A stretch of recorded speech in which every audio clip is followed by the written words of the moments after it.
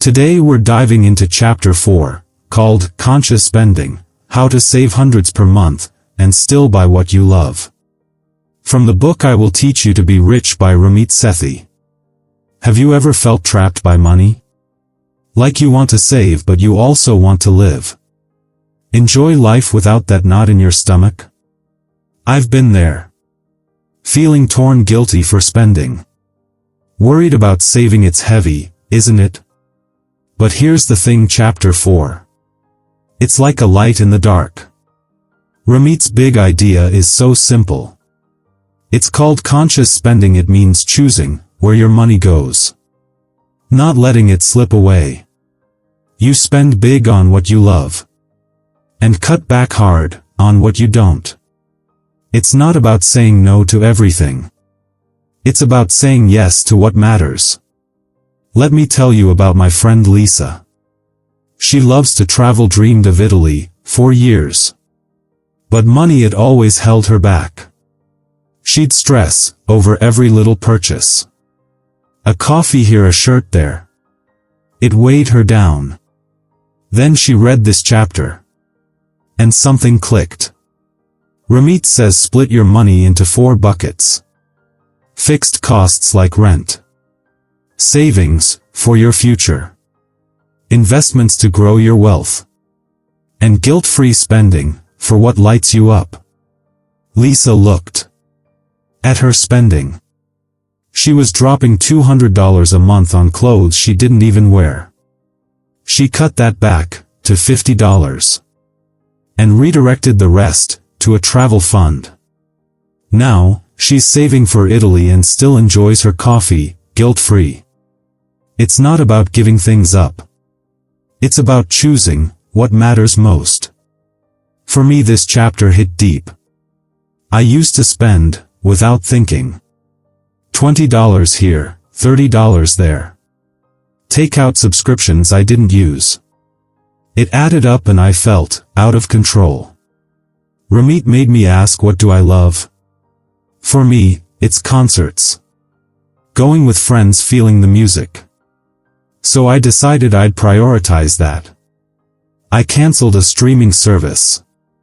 I barely watched. Cut back on eating out and saved $100 a month. That money, it goes to concert tickets now. And my savings. It feels like freedom.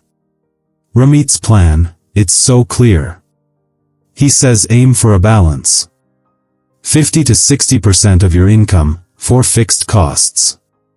10% for investments. 10% for savings. And 20 to 30% for guilt-free spending. It's not a strict rule. It's a guide. To make your money work for you. I looked at my own spending. Saw a gym membership, $60 a month. But I hadn't gone in weeks. So I switched to a $20 workout app. That's $40 saved every month. $480 a year. Enough for a weekend trip. Small changes. They make a big difference. This isn't just about numbers, it's about how you feel. When you spend consciously, you stop feeling guilty. You start feeling in charge. I automated my savings and bills. Like Ramit suggests. Now, I don't even think about them. What's left is mine. To spend on what I love. It's like a weight lifted off my chest. You don't need to be perfect. Ramit's all about starting small. When I read this chapter, I thought, I can't track every penny. But you don't have to. It's about one choice. One step. To spend with intention. So here's your step. This week, take 30 minutes. Look at your bank statement. Find one thing you're spending on. That doesn't spark joy. Maybe a subscription, or random buys. Cut it back, or cancel it. Then pick one thing you love. Maybe dinner's out, or saving for a dream. Put that money there instead. One small choice, and you're already living richer. That's chapter 4. It's about taking control, spending on what you love, and letting go of what you don't. Your money can work for you. You just have to start. Let me know in the comments. What would you love to spend on? If you could save a little extra?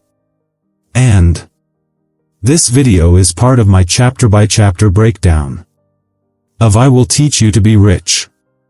So if you found this helpful, don't forget to like, share, and subscribe. And most importantly, check out the next episode, where we dive into chapter 5. Trust me, you won't want to miss it.